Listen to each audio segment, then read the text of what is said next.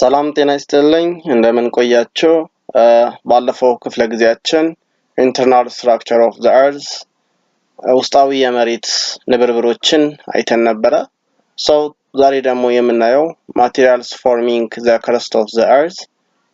ቅርፊተ መሬትን የተሰራባቸው ንጥረ ነገራቶች እናያለን ያው ውስጣዊ የመሬት ክፍልን ስንከፍል በሶስት ንብርብርን ከፍለናል ክረስት ማንትል ኮር ብለን ከፍለናል ክረስት ቅርፊተ መሬት የላይኛው ፓርት እንደሆነ አይተናል ይህ የላይኛው ክፍል ከምንድነው የተሰራው የሚሉ ነገራቶችን በዝርዝር እናያለን the first one is major elements ዋና ንጥረ ነገራቶች የምንላቸው ያው ቅርፊተ መሬትን ከንጥረ ነገራቶች ተሰርቷል የሚል ጽንሰ ሐሳብ ነው የሚሰጠን Earth's crust is made up of several elements Earth's crust ወይም ቅርፊተ መሬት የምንለው ከብዙ ወይም ከተለያዩ ከሆኑ ንጥረ ነገራቶችን ተሰርተዋል or made ሆነዋል Thus elements are in solid form in the outer layer of the earth and in hot and molten form in the interior እነዚህ ኤሌመንቶች outer layer ወይም ውጫዊ ክፍሉ በሶሊድ ወይም በጠጣር መልክ ሲሆን interior ወይም ውስጣዊ ክፍሉ ደግሞ hot በጣም ሞቃታማና እንደዚህም ደግሞ molten form ወይም ይሄ ቅልጠት ወይም በቀለጠ መልክ የሆነ that means high hot ሲኖር or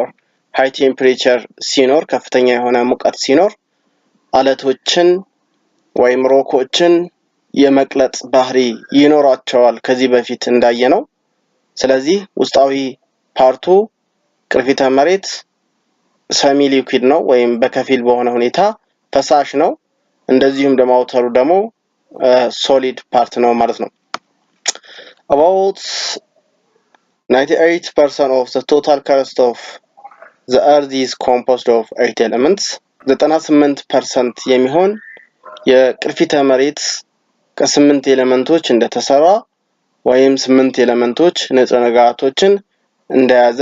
ያሳያል ማለት ነው The most abundant elements in the earth's crust are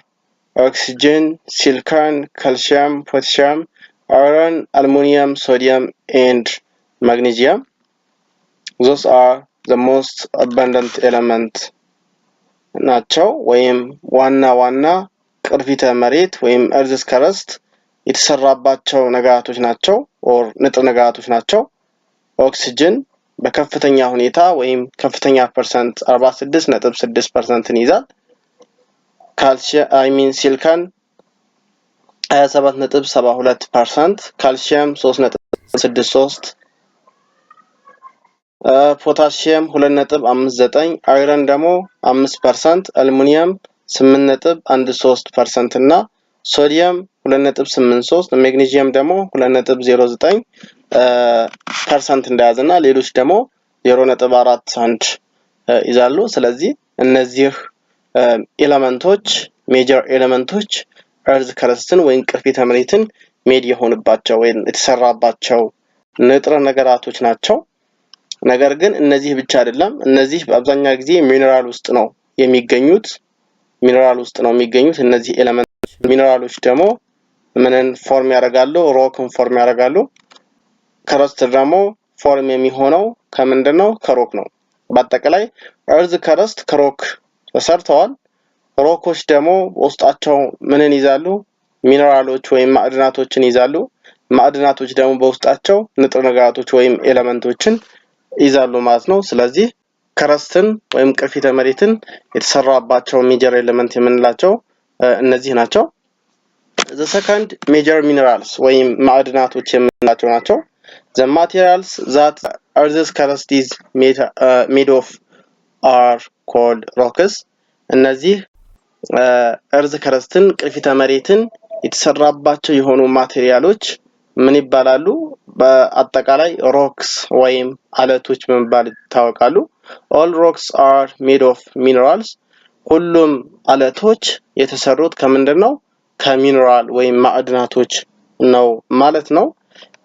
majority of rocks are formed by combination of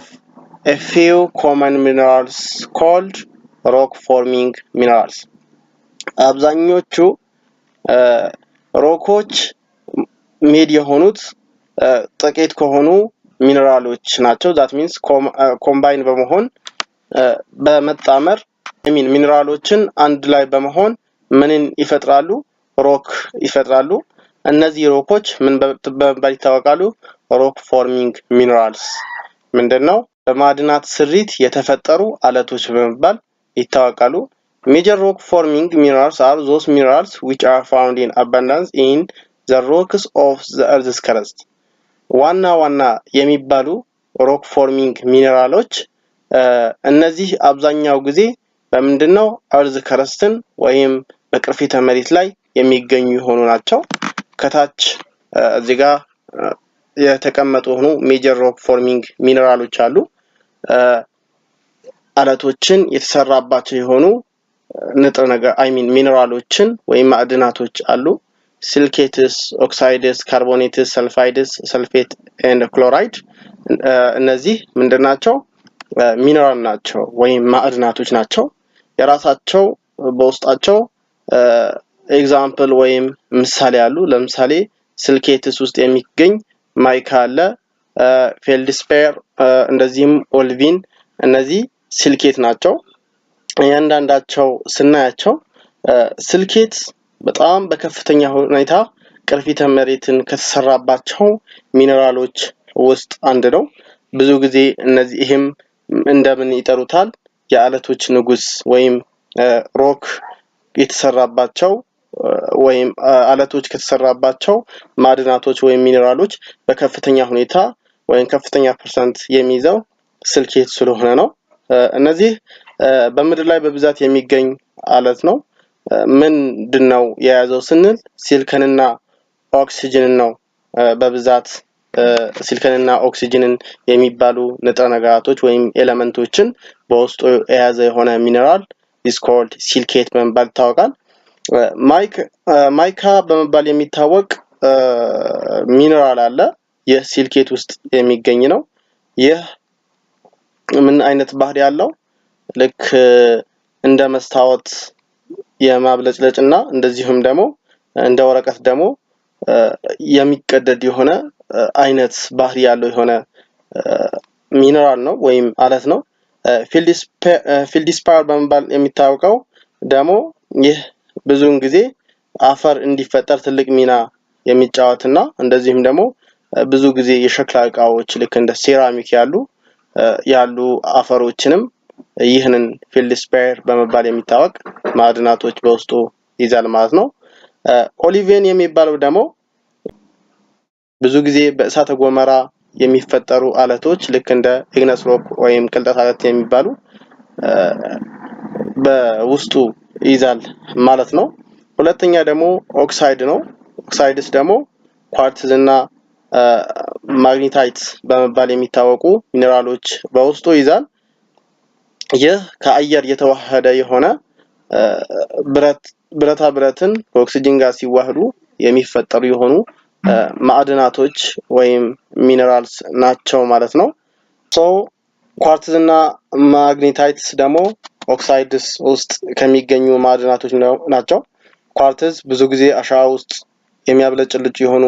ነገራቶች እነሱ እንደ ኳርትዝ ናቸው በጣም ጠንካራ የሆነ ማዕድን ነው ኦር ሚነራል ነው ማግኔታይት የሚባለው ደግሞ ይሄ ማግኔቲክ አትራክሽን ወይም ማግኔቲሳዊ የሆነ ባህሪ ያለው ማዕድን ነው the third one carbonate ነው ካርቦኔት ደግሞ ብዙ ጊዜ ካልሳይት እና ዶሎማይት የሚባሉ ማዕድናቶች በውስጡ ይዛል ካልሳይት የሚባለው ልክ እንደ ላይምስቶን ወይም የኖራ ድንጋይ ይህ እንደ ምሳሌ መውሰድ እንችላለን ዶሎማይት የሚባለው ደግሞ ከካልሳይት ጋር ይመሳሰላል ይሄ ዶሎማይት የሚባለው ከብዙ ጊዜ ከካልሳይት ቢመሳሰልም ማግኔዚየም የሚባል የሆነ ንጥረ ነገርን በውስጡ የያዘ ማዕድን ነው the fourth sulfides ነው ሰልፋይድስ ደግሞ ይህ የብረት ምንጭ ነው። የብረት ምንጭ በመባል ይታወቃል። ፓይራይት እና ጋሊና በመባል የሚታወቁ ማዕድናቶችን በውስጡ ይይዛል። ፓይራይት የሚባለው ወርቅ መሳይ ወይም ደግሞ ወርቅን የሚመስል የሆነ ምስሉ እንደዛ አይነት ነገር ነው። ብዙ ጊዜ ምን ብለው ይጠሩታል? እንደው ፎልስ ጎልድ በመባል ይታወቃል። የምኞት ወርቅ ወይም ደግሞ ፎልስ የሆነ ጎልድ በመባል ይጠሩታል። ሰልፋይትስ የሚባለው ደግሞ ጂፕሰም ነው። ይህ ደግሞ ጂፕሰም እንደምናውቀው ለቤት ጣሪያ ወይም ለኮርኒስ እና ማስጌጫ እንደዚህም ደግሞ አንዳንዴ ደግሞ እጅ ምናምን በሚሰበር ሰዓት ለማሰሪያነት የሚጠቅምና እንደዚሁም ደግሞ በጣም ለስለስ ያለ የሆነ የማዕድን አይነት ነው። the last one ክሎራይድስ ነው። ክሎራይድ ደግሞ እንደምናውቀው ሮክ ሳልት ነው። ይሄ የድንጋይ ጨው በመባል ይታወቃል። ብዙ ጊዜ በቤት ውስጥ ለምግብ የምንጨምረው ጨው ተፈጥሯዊ ምንጩ ይህ ነው ማለት ነው። ስለዚህ ይህ አጠቃላይ ምንድናቸው? ሜጀር ሚነራልስ ወይም ዋና ዋና ማዕድናቶች ናቸው። እነዚህም ምን የተሰራባቸው ቅርፊተ መሬትን የተሰራባቸው የሆኑ ማዕድናቶች ናቸው ማለት ነው።